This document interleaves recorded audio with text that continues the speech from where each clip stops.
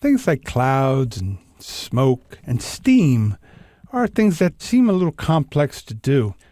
Come in right here and look at one of the things that display on Times Square to catch people's eyes. And right here we have this big giant mug of hot chocolate, Hershey's Cocoa. There we see the box up there. And there's the steam that comes out of that cup. And there you see the steam just rising up. That's what we're going to create right now, is steam. So I got here, open in the background, is the file for that little section by itself. And there we see the steam very clearly now against the black. Now, that steam looks complex, but it isn't. Photoshop makes it a one-step process to go in there and create that steam. You'll also notice in this image right here that there's certain parts that are not completed. I only do the parts that are going to be visible in the scene, so I don't waste a lot of time filling in everything else. I just make the parts that are going to be visible. So now, let's go in here and create this steam.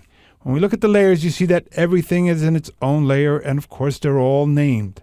So way down here, we have the steam. Turn that off, and we see that it's just all the steam that's just flowing around. And it has a mask. So let's go in there and create this effect. I'm going to turn that off and create a new layer on top of this, which is where we're going to create our new steam. So I'm going to select an area, and I have black and white for my foreground and background colors. So what I'm going to do is in that layer right there, and let's just go see just that layer. I'm going to create some steam. And all I'm going to do is create one filter, which is right here under Render, Clouds. Now, Clouds created that. Now, let me give you a little tip here. Look at it very carefully. I'm going to undo it. This time, I'm going to hold down my Option key, or Alt on a PC, and use that same filter, Render, Clouds. And you'll see that now you have a lot more contrast. The darks are stronger and the whites are stronger. So that Option key, which is a modifier key, went in there and changed the way that filter is going to work. So I'm going to apply it again. I'm going to apply it a few more times until I have the steam just the way I want it. A nice group of steam.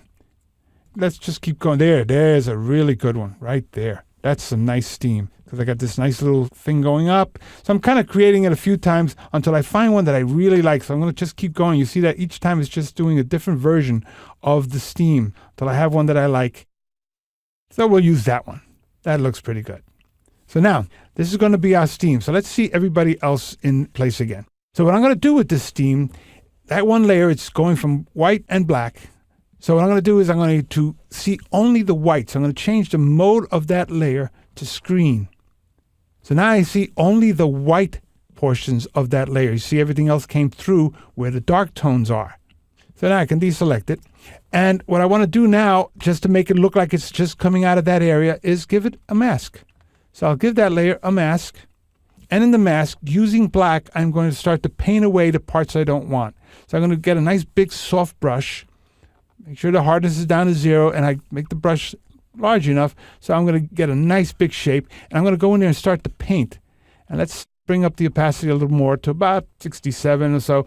I don't bring it to 100% because I want to be able to do this lightly. So I can slowly start to get rid of the parts I don't want. So you can see that I'm softening up the outside edges of my steam right there like this. So I get that soft edge along the top.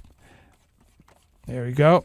And now I'm going to go in there and kind of bring down the opacity for the brush even more. Okay, so now I can start hitting some of these areas just to lighten them up ever so slightly. So it starts to look like the steam is just dissipating off into the air.